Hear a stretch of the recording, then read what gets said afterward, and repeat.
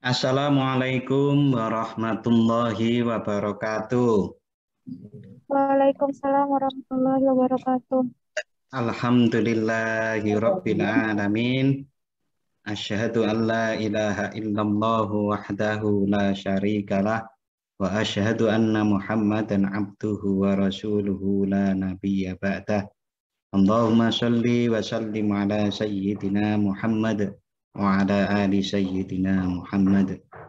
Saudara-saudari, mengawali perkuliahan metodologi penelitian kita pada semester ini, marilah kita membaca surat Al-Fatihah dan doa belajar dengan harapan semoga Allah Subhanahu wa Ta'ala menolong kita memahami ilmu yang akan kita pelajari dan menolong kita untuk mampu mengamalkannya dengan baik. Oke. A'udzu billahi minasyaitonir rajim. Bismillahirrahmanirrahim. Alhamdulillahi rabbil alamin.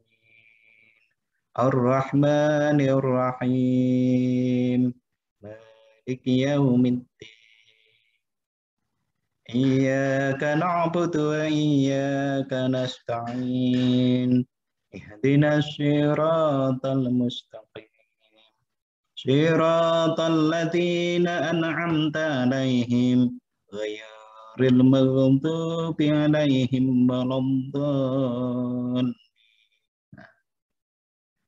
Raditu billahi rabba wa bil islami dina wa bi Muhammadin nabiyyan wa rasula. Rabbi zidni ilma warzuqni fahma ya rabbal alamin. Oke, mungkin ada beberapa orang yang tidak pernah mengikuti mata kuliah saya sejak dulu, tapi beberapa ini nama-nama ini masih akrab di benak saya. Baharudin Ulum, Harun Darmawan, tadi Hana Hafidhoh, Silvi Anggun, yang lain-lain ini ada Joko Sumedang. Nanti Joko Sumedang hilang, Joko Sumedang. Oh, hilang Joko Sumedang. Oke, siapa yang belum pernah ikut mata kuliah saya?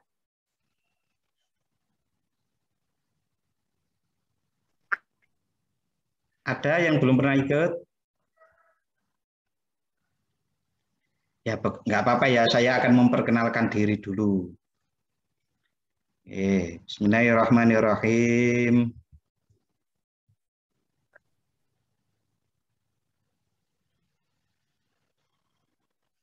Ini nama saya Lukman SAG MPD.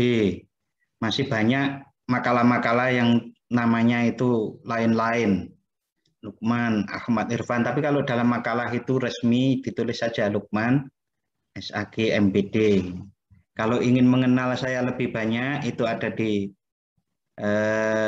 blog almuslimuna blogspot.com. Nah, di situ banyak window, ada FB saya, ada YouTube saya, ada link artikel karya ilmiah saya. Gitu. Kalau FB saya Lukman Ahmad Irfan, ini nomor saya. Anda kalau ada apa-apa bisa menghubungi saya. A'udzubillahi minasyaitonirrajim. Bismillahirrahmanirrahim. Apakah belajar metodologi penelitian, yang metodologi penelitian itu adalah standarnya ilmiah? Apakah itu kemudian tepat dengan kita sebagai orang muslim, apalagi juga sebagai seorang yang kuliah di Prodi Pendidikan Agama Islam? Sebuah ayat di surat Az-Zariyat atau ayat yang ke-51. Ayat yang ke-51 ini suratnya 20-21. A'udzubillahi minasyaitonirrajim. Bismillahirrahmanirrahim. Wa fil ardi ayatul lil muqinin wa fi anfusikum afala tubsirun. Dan di bumi itu terdapat tanda-tanda kekuasaan Allah bagi orang-orang yang yakin dan juga pada dirimu sendiri. Maka apakah kamu tidak memperhatikan? Apa kamu tidak memikirkannya? Kan? Oleh karenanya, sesungguhnya mempelajari ilmu pengetahuan dan metodologi penelitian itu adalah alat, sebuah metode, sebuah prosedur untuk menghasilkan ilmu pengetahuan itu. Objek dari yang diperhatikan, yang dipikirkan di dalam ilmu pengetahuan berstandar ilmiah itu adalah alam semesta, atau tadi di ayat itu disebut sebagai ayat-ayat yang ada di alam semesta dan ada di dalam diri kita sendiri. Oleh karenanya menurut saya sesungguhnya apapun yang dihasilkan oleh para ilmuwan yang objek penelitiannya itu adalah alam semesta dan diri kita sendiri, itu sesungguhnya adalah juga ilmu yang mempunyai kontribusi pada keimanan kalau disikapi dengan benar.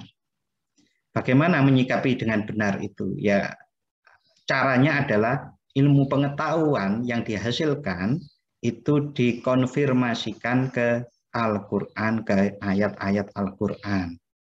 Contoh, ada seorang ilmuwan yang dari Jerman apa itu kalau tidak salah, atau dari Prancis. Ya, dia seorang guru besar di bidang embriologi. Embriologi itu tentang perkembangan janin. Ternyata setelah meneliti perkembangan janin itu, dia berpendapat bahwa teorinya perkembangan janin itu dimulai dari ini. Setelah dia mempresentasikan temuannya itu, dia bertemu dengan koleganya yang seorang Muslim. Ya, orang Muslim ini sudah jawab, temuanmu itu sudah ada semuanya di Al-Quran. Nah, perkembangan janin itu. Lalu kemudian dia diajak mempelajari Al-Quran itu dan alhamdulillah berujung dia mendapatkan hidayah oleh Allah Subhanahu wa taala, diberi hidayah dan masuklah Islam dia. Oke, oleh karenanya kita mempelajari metode penelitian, metodologi penelitian itu adalah sebuah bentuk dari ketaatan kita kepada Allah untuk berpikir ilmiah. Bahkan di dalam surat Yunus itu surat yang ke-10 ayat 100. Ayat ke-10 ayat 100 kalau ditulis itu 10.2 100. Allah berfirman di dalam ayat tersebut bahwasanya tidak ada orang yang beriman kecuali atas izin Allah. Dan Allah menimpakan kemurkaan atau kehinaan atau dosa kepada orang-orang yang tidak mempergunakan akal pikirnya. Nah, sungguh luar biasa penggunaan akal pikiran, logika itu luar biasa diperlukan untuk memperkuat keimanan kita. Contoh. Orang sering mengatakan bahwa iman itu adalah ya diyakini saja. Pokoknya yakin. Kalau menurut saya enggak. Seseorang untuk beriman lebih baik itu memang harus dibantu dengan yang namanya berpikir. Karena Allah di dalam ayat itu, Allah menimpakan kehinaan atau dosa bagi orang-orang yang tidak mempergunakan akal pikirnya. Nah, penggunaan akal pikiran ini terutama kalau kita meneliti ilmu pengetahuan di luar diri kita ataupun di dalam diri kita. Lalu kita konfirmasikan dengan Al-Quran, dengan ayat-ayat Al-Quran, insya Allah kita akan temukan yang namanya ayat-ayat Allah yang menambah keimanan itu. Oke, berikutnya saudara-saudari, saya ingin menyampaikan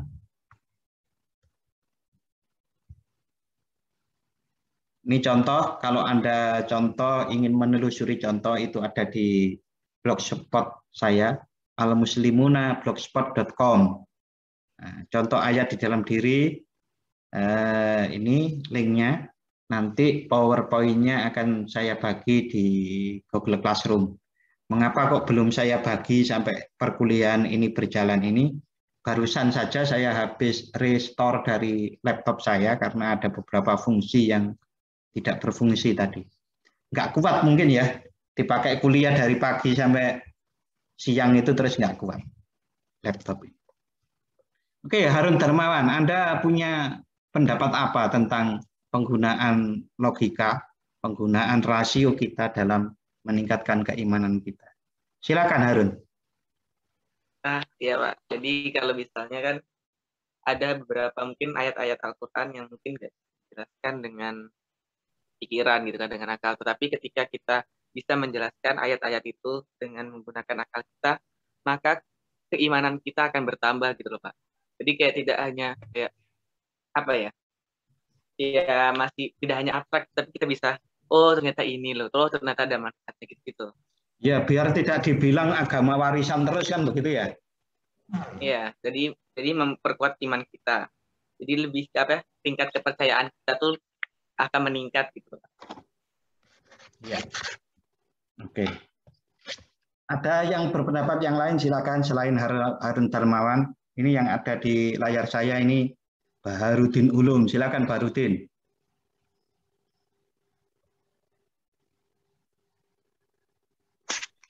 Ya Pak. Open kamera lah. Waduh.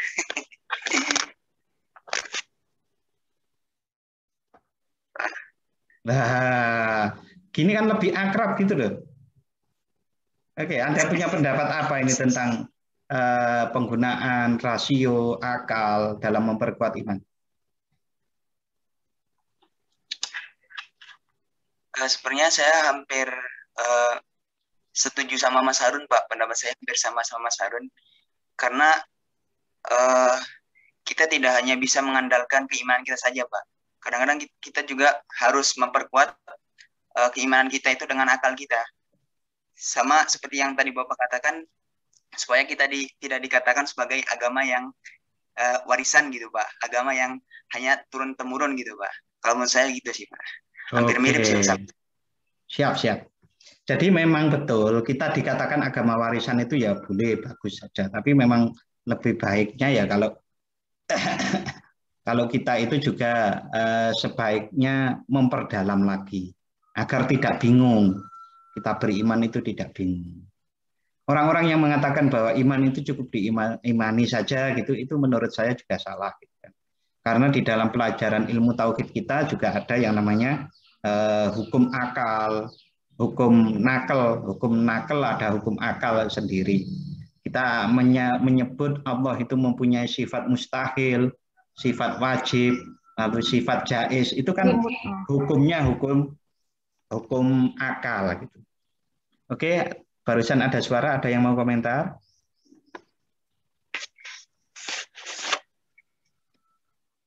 Belum ada ya? Oke. Saya lanjutkan ke share screen tadi. Anda nanti bisa membuka-buka inilah sambil di angkringan atau Anda masih di Jogja atau di rumah ini Padahal?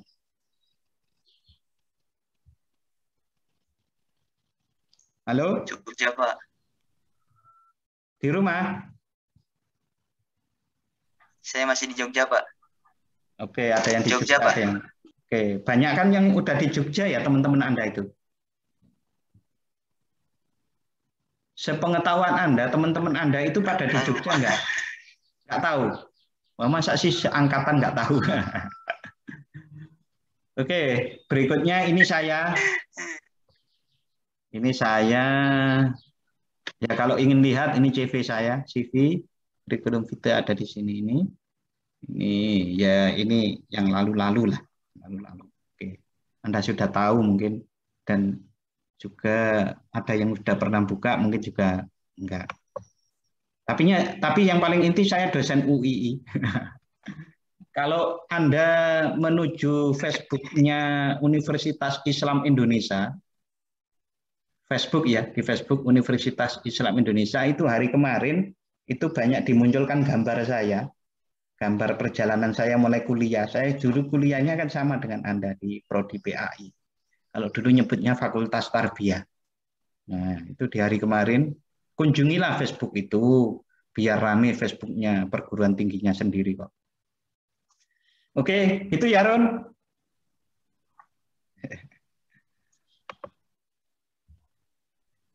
Oke, ini contoh-contoh penelitian yang ada pendekatan kualitatif, ada library research, research and development, penelitian tindakan kelas, penelitian kuantitatif deskriptif, penelitian kuantitatif korelatif. Insya Allah ini karya saya semua deh. Nanti saya memberikan contoh yang dari milik saya sendiri. Anda bisa buka-buka. Kita akan berdiskusi, yang diskusi itu tujuannya untuk mencapai rumusan capaian pembelajaran mata kuliah atau CPMK.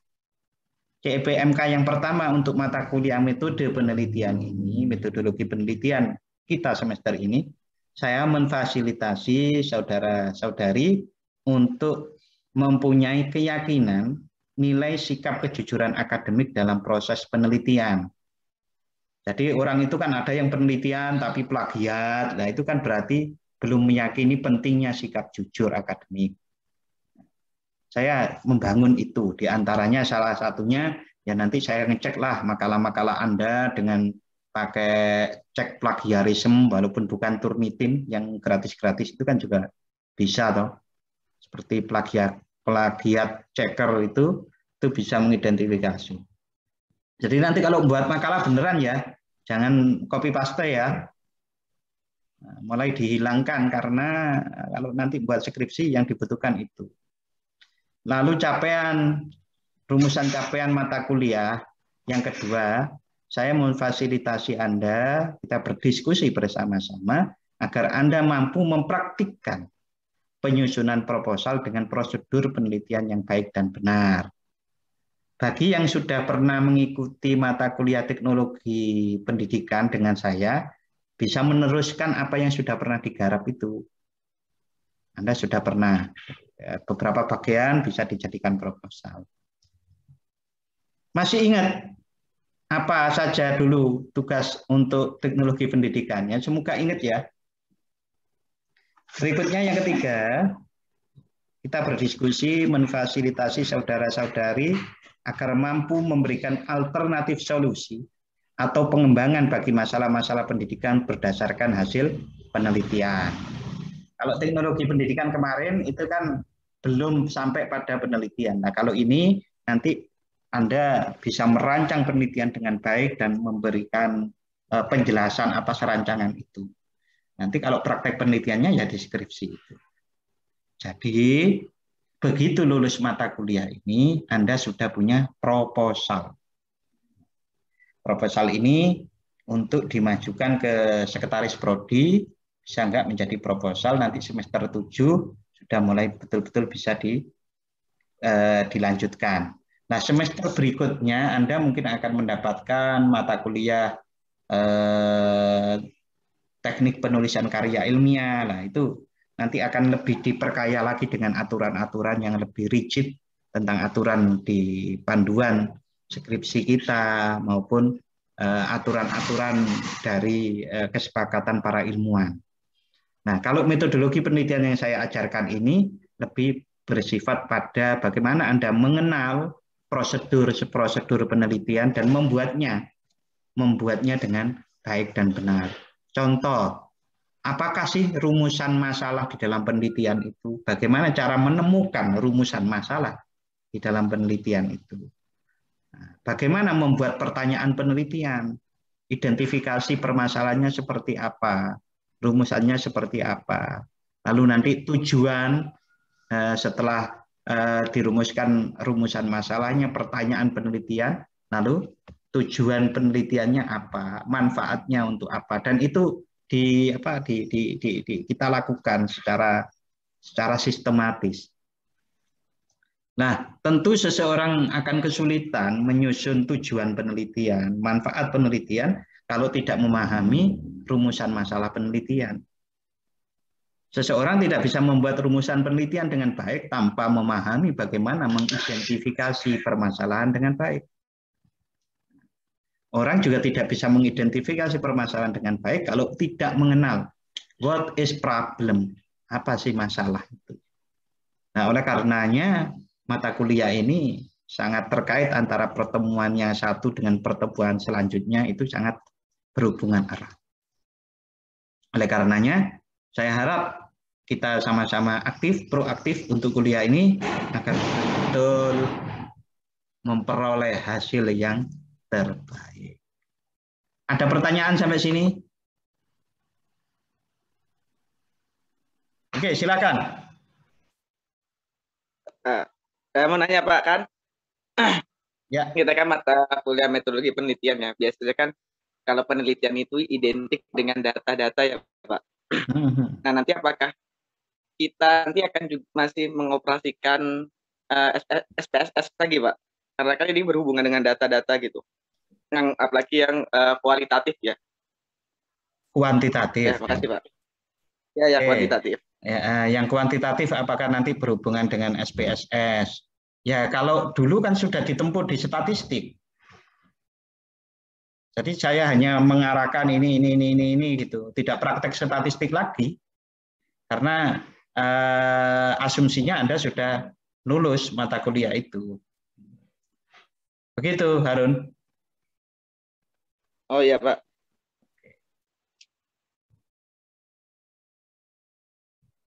Siapa lagi?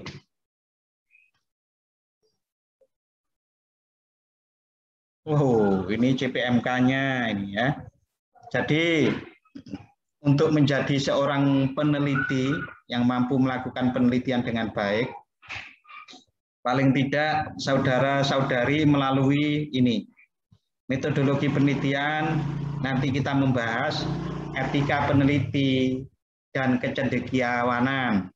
Lalu ada urgensi penelitian. Nah, ya.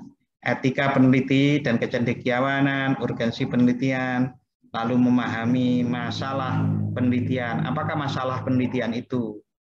Nah, di sini ada variabel atau objek penelitian. Di sini ada tujuan, manfaat, judul, subjek, tempat, rumusan masalah. Di sini menjadi definisi operasional yang dari landasan teori dan kerangka teori. Ada hipotesis yang kuantitatif dari definisi operasional ini kemudian diwujudkan menjadi prosedur penelitian. Prosedur penelitian ada kualitatif, ada kuantitatif, ada mixed method, ada penelitian tindakan kelas, ada R&D, Research and Development. Nah, tetapi untuk mixed method, PTK, dan R&D akan dibahas secara sekilas. Karena nanti di semester 7 insya Allah ada mata kuliah metodologi penelitian pendidikan yang membahas khusus metode-metode penelitian yang berhubungan dengan pendidikan ini. Lalu masih di prosedur penelitian selanjutnya ada uji coba. Apa yang diuji coba? Uji coba angket, uji coba skala, lalu dibahas tentang sampel, ada populasi, ada uji hipotesis, ada analisis. Mungkin di beberapa pembahasan seperti sampel, populasi, kita akan mengulang apa yang sudah kita pelajari di statistik dulu. Tapi mungkin ada poin-poin yang diperkuat. Lalu kalau sudah melakukan ini semua, berikutnya ada hasil dan pembahasan. Ini di bab 4 kalau di skripsi, bab 5 kesimpulan dan diseminasi. Nah, kalau sudah semua berarti Anda sebagai orang yang mampu untuk meneliti. Oke, gimana? Ada komentar tentang peta konsep dari perjalanan mata kuliah kita? Kita 28 pertemuan. Ini 4 SKS, setiap minggu 2 pertemuan. Pertemuan yang kedua kita hari apa ya? Masih ada yang ingat jadwal? Apapun itulah. Pertemuan kedua hari Rabu, Pak. Oke, selama 24 kali pertemuan ini berikutnya apa yang kita lalui bersama-sama? Kelihatan ya? Ada pokok bahasan di sini. Pengantar perkuliahan, ada kontrak belajar, Saya menjelaskan CPK dan CPL, tadi sudah saya jelaskan CPK-nya. CPK itu adalah turunan atau bentuk operasional dari CPL ini. Desain perkuliahan, nanti saya jelaskan tugas-tugas dan evaluasi referensi buku sumbernya. Yang pertemuan besok itu urgensi penelitian, perubahan dan kemajuan, asumsi ilmu pengetahuan, definisi penelitian, metode penelitian pendidikan. Jadi setelah kita membahas tentang penelitian, kita membahas tentang metode penelitian pendidikan. Oke, pertemuan berikutnya kita membahas etika dan kecendekiawanan, tanggung jawab peneliti, pencarian kebenaran, cara mencari kebenaran, dan kriteria kebenaran. Ini berarti minggu depan. Selanjutnya, pokok bahasan yang keempat, itu pendekatan penelitian kuantitatif dan kualitatif. Apa sih pengertian penelitian kuantitatif? Pengertian penelitian kualitatif, perbedaan penelitian kuantitatif dengan kualitatif. Lalu, kapan penelitian kuantitatif dan kualitatif itu digunakan? Jadi setelah kita memahami kuantitatif apa, kualitatif apa, kita mencari perbedaannya, memahami perbedaannya. Kemudian kita memahami kapan penelitian kuantitatif dan kualitatif itu digunakan. Berikutnya, itu masalah dalam penelitian. Nah, masalah dalam penelitian ini, definisi masalah dalam penelitian. Bukan masalah pribadi ya. Kalau masalah pribadi curhat namanya. Oke, yang kedua identifikasi masalah penelitian. Ya, kita kalau sudah memahami definisi masalah, kita bisa mengidentifikasi masalah. Lalu menemukan masalah. Kalau sudah definisinya tahu, identifikasinya bisa, menemukan, kemudian dirumuskan menjadi rumusan masalah penelitian. Lalu apa perbedaan rumusan masalah penelitian dengan pertanyaan penelitian di kualitatif. Jadi bahasanya berbeda. Kalau rumusan masalah itu di kuantitatif, pertanyaan penelitian di kualitatif. Oke, sampai 5 pokok bahasan ada yang tanya sebelum saya lanjut? Nggak ada. Oke, kita lanjut. Yang keenam, pokok bahasan keenam.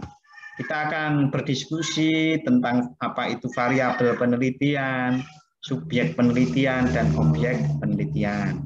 Subpokok bahasannya variabel dan fokus penelitian, subjek dan objek penelitian, situasi sosial. Situasi sosial itu di kualitatif.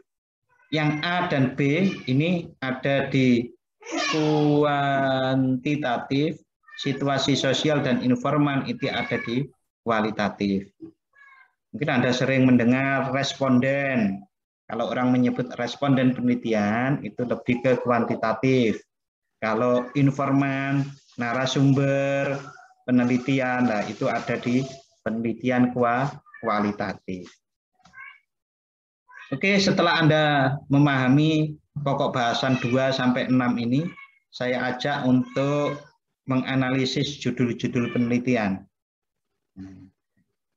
Judul-judul penelitian Anda baca, lalu Anda tentukan apakah itu kualitatif, apakah kuantitatif, atau mixed method.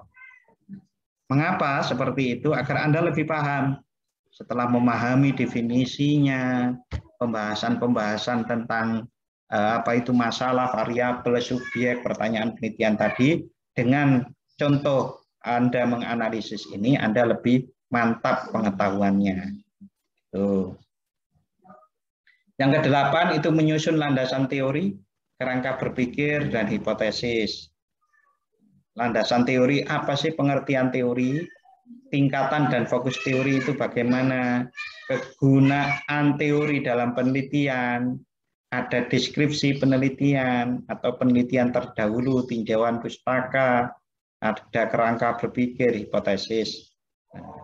Ini kita bahas dengan harapan nanti akan bisa memberikan betul-betul kemampuan, kompetensi yang Anda pahami lalu dipraktekkan di dalam menulis proposal penelitian dan nanti ujungnya ke skripsi. Berikutnya kita membahas instrumen penelitian. Sini apakah instrumen itu ada skala dan ada angket, ada daftar pertanyaan atau observasi. Nanti pandu di sini ada panduan wawancara, pedoman observasi, checklist dokumentasi seperti itu. Nah, bagaimana cara menyusunnya? Nah, nanti akan kita bahas pada insya Allah pertemuan yang ke-9. Berikutnya yang pertemuan ke-10 kita membahas validitas dan reliabilitas dalam penelitian kualitatif dan kuantitatif. Apa itu validitas? Atau apa itu reliabilitas? Cara pengujian validitasnya bagaimana? Cara pengujian reliabilitasnya bagaimana? Kalau validitas dan reliabilitas di dalam penelitian kualitatif itu nanti istilahnya keabsahan data. Bagaimana cara menguji keabsahan data kita? Ada umpamanya nanti istilah triangulasi. Triangulasi itu ada triangulasi sumber, triangulasi waktu, yang lain-lain nanti akan kita ketahui. Ya, mengapa penelitian itu perlu diuji validitasnya, dibuktikan validitasnya, diuji reliabilitasnya, diuji keabsahan datanya. Ya, karena penelitian itu pada dasarnya bertujuan untuk mengambil keputusan setelah dilakukan penelitian. Ya, tidak hanya sekedar memuaskan keinginan tahu untuk mengetahui sesuatu di ilmu pengetahuan, tapi lebih real itu mampu menjadi penyelesaian problem-problem kemasyarakatan, ilmu sosial, terutama di bidang pendidikan, karena kita di pendidikan agama Islam. Oke, yang ke-11, kita berbicara membahas tentang populasi dan sampel penelitian. Apa itu populasi dan apa itu situasi sosial? Populasi itu adalah di penelitian kuantitatif, sedangkan situasi sosial ada di penelitian kualitatif. Apa itu sampel dan teknik sampling, dan menentukan ukuran samplingnya bagaimana, ada generalisasi, ada human instrument. Jadi Anda harus berpikirnya selalu mata kuliah ini dua, paling tidak begini, kualitatif, kuantitatif, gitu. Nah, kalau di kualitatif istilahnya ini, di kualitatif istilahnya ini, perbedaannya apa, itu harus cermat. Nanti kacamata ini kualitatif atau kuantitatifkah, gitu, itu selalu dipakai. Lalu kita membahas teknik analisis data kuantitatif, ada statistik deskriptif dan inferensial, statistik parametris dan non parametris. Ya. Ini cuma satu pertemuan, kita tidak praktek SPSS lagi. Karena statistik kan sudah lulus. Sudah lulus berarti saat disebut statistik deskriptif, inferensial, parametrik, non-parametrik, Anda sudah memahaminya.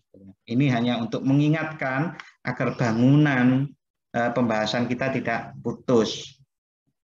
Kan yang ke-11 tadi itu kita bagaimana mengambil data, lalu kemudian ini teknik analisis datanya. Nah, teknik analisis data kualitatif itu ada teknik analisis data sebelum di lapangan, ada analisis data di lapangan Merz dan Haberman, analisis data selama di lapangan Spratly. Ya, kita boleh memakai dari siapa saja, tetapi paling tidak di perkuliahan ini saya menyampaikan ini, gitu kan. Sebetulnya banyak lagi teori-teori itu, tapi ini yang sering digunakan. Pertemuan ke-14 ini ada uji hipotesis. Tesis itu kesimpulan, hipo itu sementara. Bagaimana menguji hipotesis menjadi tesis? Bagaimana menguji kesimpulan sementara agar menghasilkan kesimpulan, tidak lagi kesimpulan sementara. Bagaimana konsep dasar pengujian hipotesis? Ada taraf kesalahan macam pengujian hipotesis. Nah, ini ada di kuantitatif. Lalu nanti kita membahas mixed method. atau metode penelitian kombinasi. Ada lagi yang menyebut metode penelitian campuran, tapi bukan es campur ya. Di sini ada definisi mixed method, ada perbedaan kualitatif dan kuantitatif. Nah, ini nanti karena kombinasi atau campuran antara kualitatif dan kuantitatif, bisa jadi kualitatifnya dijalankan dulu, lalu kuantitatifnya atau sebaliknya. Biasanya pakai seperti itu, yang sering digunakan itu adalah kuantitatif dulu, lalu kemudian diperdalam dengan kualitatif. Nah, kalau kualitatif dulu itu berarti cari teori dulu, baru kemudian dibuktikan kebenarannya dengan kuantitatif. Nah, ini ada macam-macam model mixed method. Oke.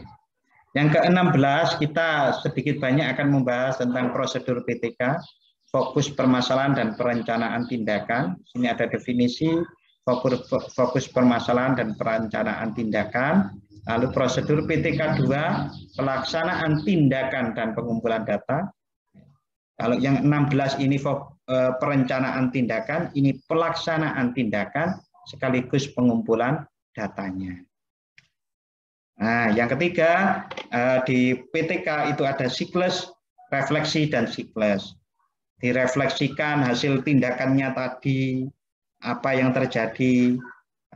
Biasanya selalu ada pembanding, maksudnya pembanding itu teman diskusi, guru yang lain atau peneliti yang lain untuk merefleksikannya. Lalu di penelitian tindakan kelas itu ada siklus untuk mengulang kembali metode yang diterapkan. Metodenya yang diterapkan, tapi bahannya adalah kelanjutannya. Nah, pertemuan ke-19 kita akan membahas tentang prosedur research and development. Lagi-lagi saya sampaikan secara ringkas. Gitu. Di sini ada definisi dan sejarah munculnya R&D. Nah, definisi sejarahnya. Berikutnya, prosedur R&D mendesain model hipotetik. Di sini ada definisi desain model hipotetik. Desain model hipotetik itu sebetulnya adalah apa yang Anda kerjakan sebagai tugas di mata kuliah teknologi pendidikan. Kalau sudah ada produknya, lalu saya akan menjelaskan contoh-contoh desain model hipotetik. Lalu prosedur R&D, validitas model. Nah, ini ada validitas dalam R&D itu bagaimana cara membuktikannya, cara uji reliabilitas dalam R&D. Ini pertemuan ke-21. Pertemuan ke-22 ada prosedur R&D menguji model. Di sini ada uji coba pemakaian, uji coba produk, produksi massal. Lalu mendeskripsikan hasil penelitian R&D, laporan hasil penelitian dan pembahasan, sistematika laporan R&D.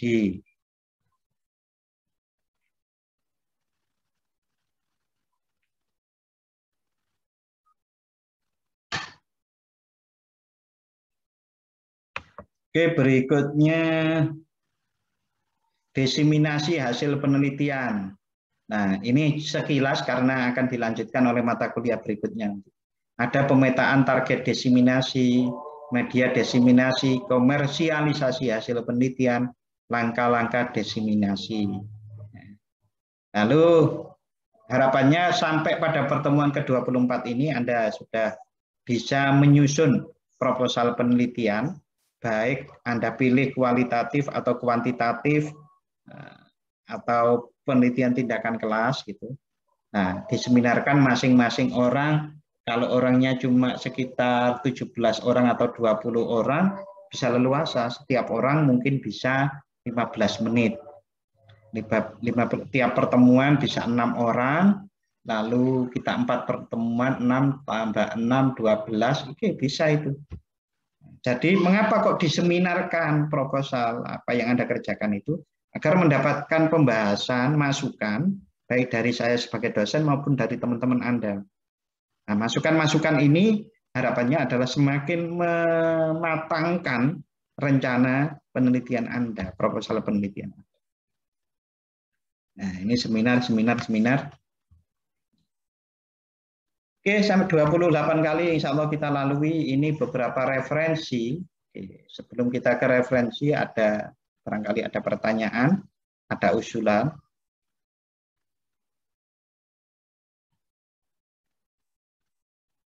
Halo? Oke, ini orangnya sedikit saya panggili ya. Harun tadi sudah. Hana Hafidho tadi sudah, malah masuk paling duluan. Dewi Puji Listiani. Iya Pak hadir. Oke, coba open cam. Video Bu. Ya.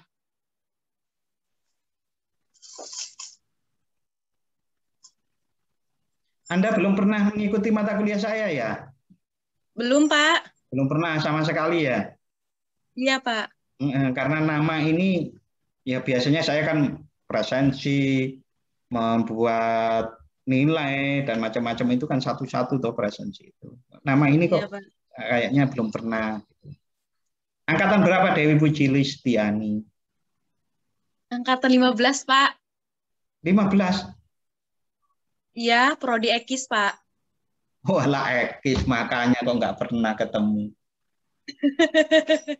Iya Pak. Mengapa kok dilempar ke sini?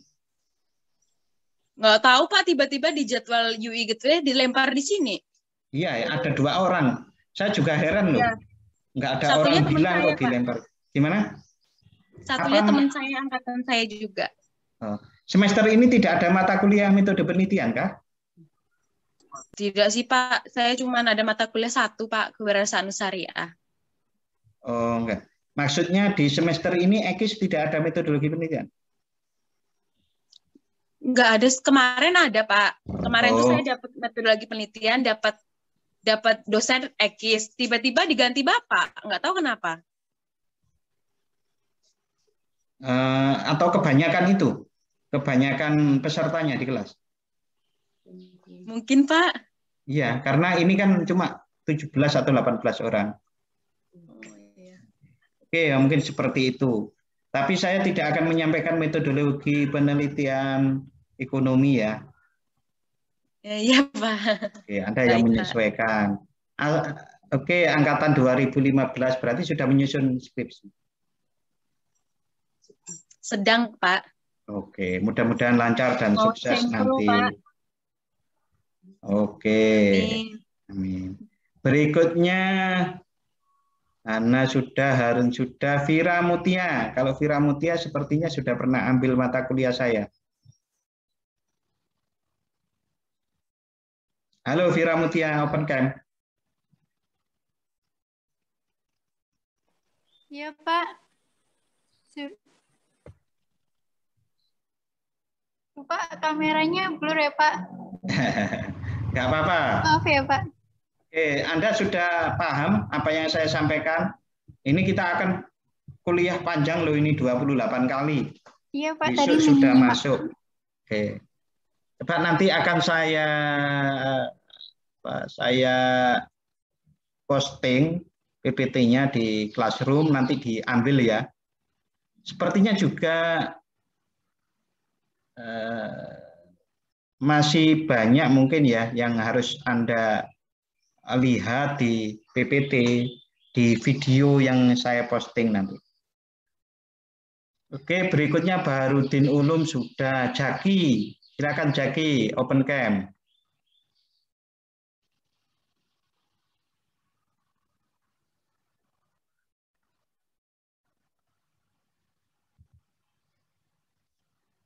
Jaki, halo.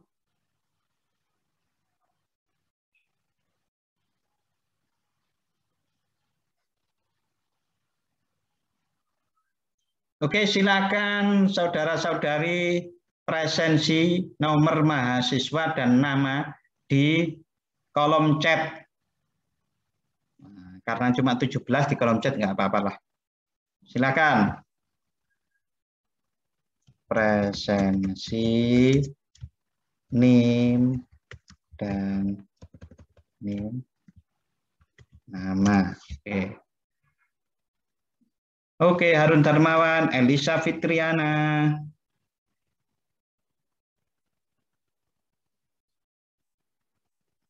Oke, terus ya. Nanti ini kan direkod, ada rekod chatnya. Sila. Sila itu siapa, Sila? Iya, Pak. Oke, Sila sudah pernah mengambil mata kuliah saya? Pernah, Pak. Pernah? Pernah. Oh, iya. Nama lengkapnya siapa? Bentar, Bapak.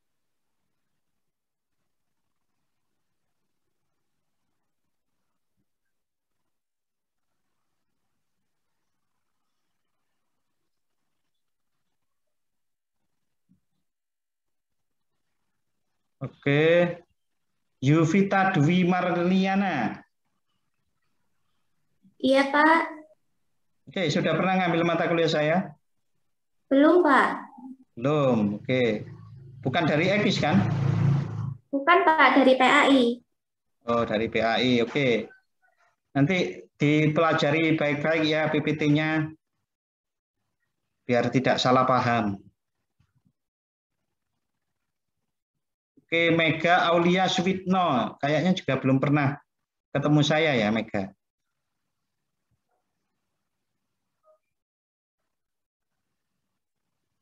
Halo Mega Aulia Suwitno, silakan open cam.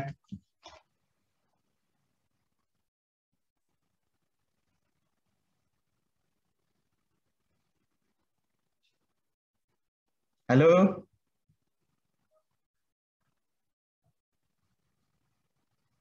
Mega Aulia Suwitno.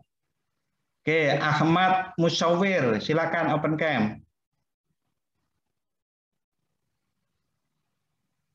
Mana tadi?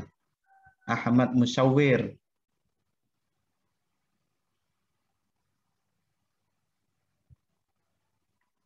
Halo, Ahmad Musawir.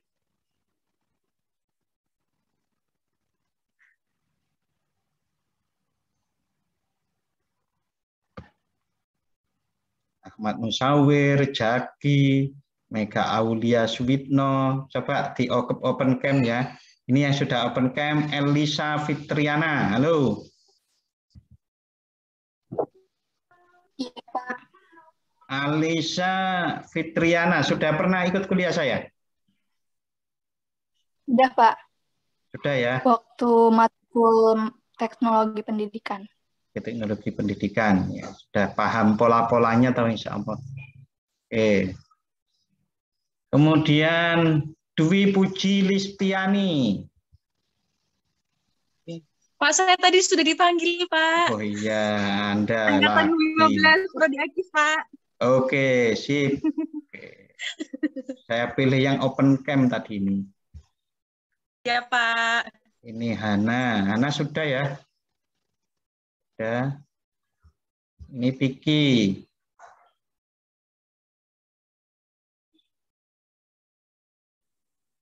Ya, Pak. Gimana kabar Vicky? Sehat, Pak. Alhamdulillah. Ya, mudah-mudahan lancar ya. Amin, Pak. Yang rajin lah. Dulu rajin tapi masih kurang rajin. Tambah sedikit. Oke, berikutnya Angger si Amzah. Oke, nanti diusahakan kuliah berikutnya di open cam ya. Anda siap-siap open cam. Mengapa? Karena kelas ini orangnya sedikit. Orangnya sedikit, jadi kita bisa diskusi lebih baik lagi dengan cara kalau open cam itu kan lebih kita tahu, lebih enak diskusinya. Oke, sesudah saya menyapa Anda, saya berikutnya kita membahas tentang referensi perkuliahan. Yang pertama, ini bukunya Profesor Sugiono 2015, judulnya Metode Penelitian Pendidikan pendekatan kualitatif, kuantitatif, dan research and development. Penerbitnya Alpha Beta Bandung. Yang kedua, Creswell, John W. Creswell, 2015, penelitian kualitatif dan desain riset, memilih di antara 5 pendekatan penelitian. Ini Pustaka Pelajar, Yogyakarta. Ini sudah diterjemahkan bukunya. Mungkin Anda bisa beli di Shopee atau apa. Karena e-booknya belum ada ini 2 ini. Nah, Miles dan Haberman and Saldana 2014, Qualitative Data Analysis, a Method Source Book and the Coding Manual for Qualitative Research. Nah, ini ada PDF-nya, tapi ya bahasa Inggris. Nanti akan saya bagi ke saudara-saudari. Berikutnya Hanif dan Himawanto 2017 Statistik Pendidikan Yogyakarta. Ini ada PDF-nya. Ini untuk mengingatkan kembali karena bagaimanapun penelitian juga masih ada membahas tentang statistik agar bangunannya tetap terjaga, masih perlu dibaca. Ini berikutnya metode penelitian sosial pendekatan kualitatif dan kuantitatif edisi kedua. Ini Muhammad Idrus, ini dosen saya dulu almarhum. Dulu pernah menjadi ketua Prodi PAI juga. Kaprodi. Penerbitnya Jakarta Erlangga. Nanti juga panduan skripsi PAI, jurusan studi Islam VAI. Nanti saya bagi PDF-nya. Oke, berikutnya sistem ini cover-covernya. Strategi pembelajarannya mungkin kita akan pakai blended learning ini, medianya. Nah, pendekatannya kooperatif dan praktek. Jadi kerjasama dan praktek. Jadi nanti ada makalah-makalah yang harus dibuat, tetapi mungkin karena kelas ini sedikit, mungkin setiap orang membuat satu pokok bahasan nanti. Oke.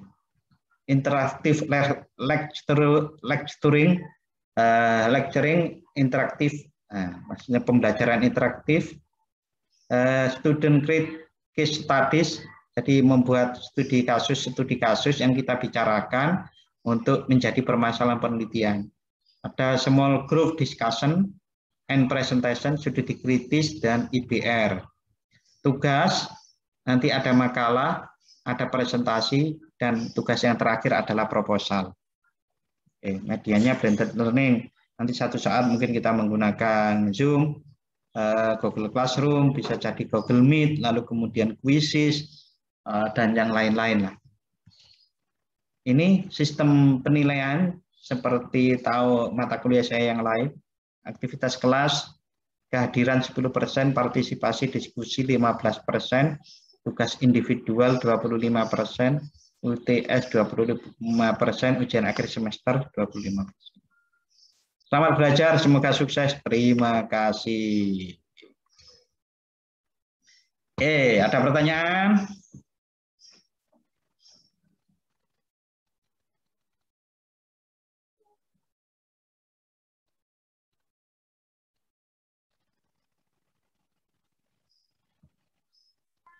Pak, izin bertanya. Silakan, Elisa Fitriana.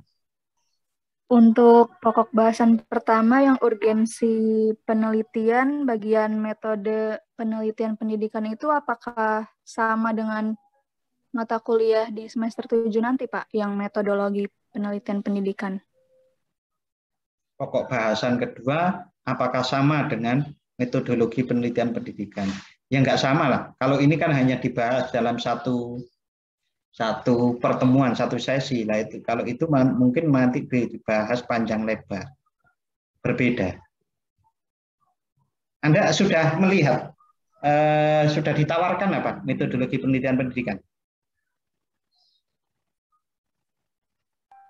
Ada sebagian yang udah mengambil sih teman saya, karena itu kan mata kuliah pilihan, Pak. Pilihan ya. Yang semester 7, temennya Elisa yang semester 7. Iya, Pak. Jadi Elisa tadi sekarang semester 7 atau semester 5? Semester 5, Pak. Oh, berarti anak semester 5 mengambil semester 7. Nggak apa-apa itu? Yang pilihannya, Pak. Ya. Ya, tidak masalah. Ya, tentu tidak sama. Seandainya sama itu kan hanya berapa persen. Seperti saya tadi menyampaikan, di situ ada research and development, lalu kemudian ada penelitian tindakan kelas gitu kan. Ya, yang saya sampaikan di sini kan sebagai pengantar istilahnya. Nanti pendalamannya ada di mata kuliah metodologi penelitian pendidikan. Oke, begitu. Baik, Pak. Terima kasih. Ya. Oke, silakan yang lain.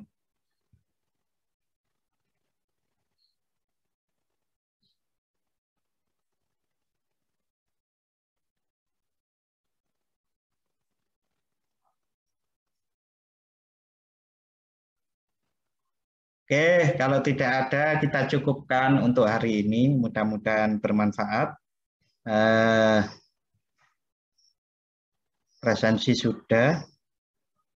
Besok insya Allah akan saya bagi siapa membuat makalah apa untuk dipresentasikan sebelum kita diskusikan bersama-sama.